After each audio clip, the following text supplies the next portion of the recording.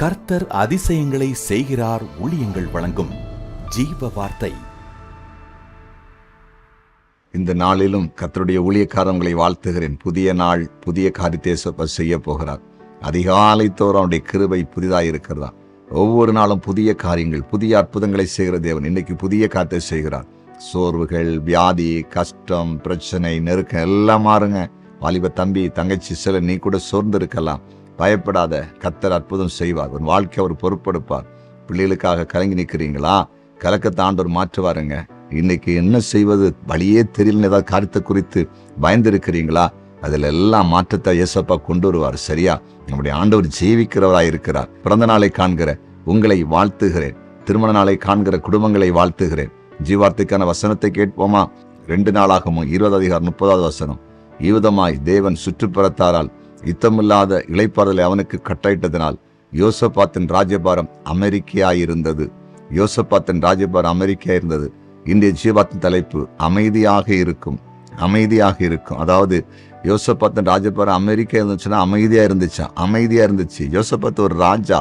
அவன் தேசத்தை ஆளுகை செய்த நாட்களில் அவனுடைய ராஜ்யபாரம், அவன் வைத்திருந்த அந்த கட்டமைப்பு எந்த பிரச்சனையும் இல்லாம எல்லாம் அமைதியா இருந்தது. அந்த தேவ பிள்ளைகளே, உங்கள் வாழ்க்கையில ஆண்டவர் அமைதியை கொடுப்பார்.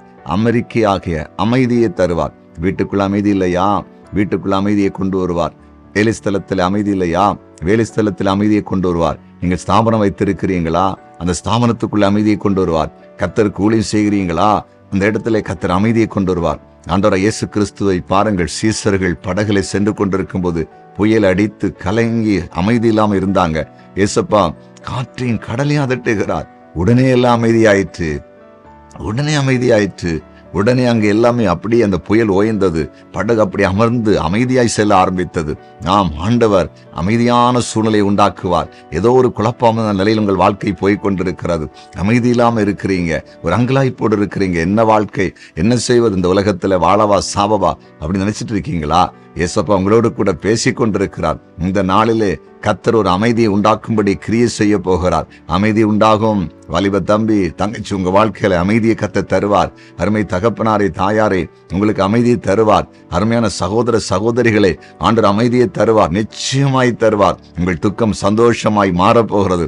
எல்லா இடங்களிலும் நீங்கள் ஒரு அமைதியான சூழ்நிலையை பார்க்க போகிறீர்கள். கர்த்தர் உங்களுக்கு செய்கிற அற்புதத்தை நீங்கள் சாட்சியை சொல்லி கர்த்தரை உயர்த்த போகிறீர்கள். ஜெபிக்கலாமா? ஜெபிக்கலாம்.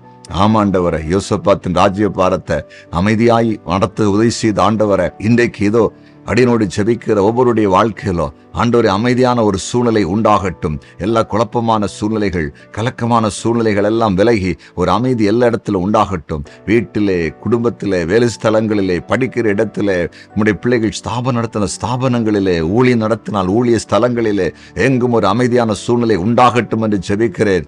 அமைதியை கெடுக்கிற பொல்லாத ஆவிகள் இயேசுவின் நாமத்தில் விலகட்டும் என்று ஜெபிக்கிறேன். நீர் அப்படி செய்து விட்டீர், அதற்காக ஸ்தோத்திரம். குறிப்பாக வியாதி இயேசுவின் நாமத்தில் விலகட்டும். வியாதினால் கஷ்டப்படுகிற மக்கள் இயேசுவின் நாமத்தில் சுகமாக்கப்படட்டும் என்று நாங்கள் செபிக்கிறோம். கர்த்தருக்காய் ஊழியம் செய்கிற தேவ பிள்ளைகளுக்காய் செபிக்கிறேன். ஆண்டவர் ஊழியங்களிலே பெரிய காரியத்தை செய்யுங்கப்பா. உம்முடைய நாம மகிமைப்படுவதற்கு ஏதுவாய் கிரியை செய்யும். குறிப்பா இந்த நாளிலே எந்தெந்த காரியத்திலே ஒரு அற்புதம் எனக்கு நடக்காதா என்று யார் எதிர்பார்த்து இருக்கிறாங்களோ அந்த காரியத்தில் அற்புதம் நடக்கட்டும். அந்த காரியத்தில் ஆசீர்வாதங்கள் உண்டாகட்டும். அந்த காரியத்தில் சூழ்நிலைகள் சாதகமாகட்டும் என்று இயேசுவின் நாமத்தில் ஜெபிக்கிறேன். ஜெபத்தை கேட்டீர், ஸ்தோத்திரம். இயேசுவின் நாமத்தில் பிதாவே, ஆமேன், ஆமேன், ஆமேன்.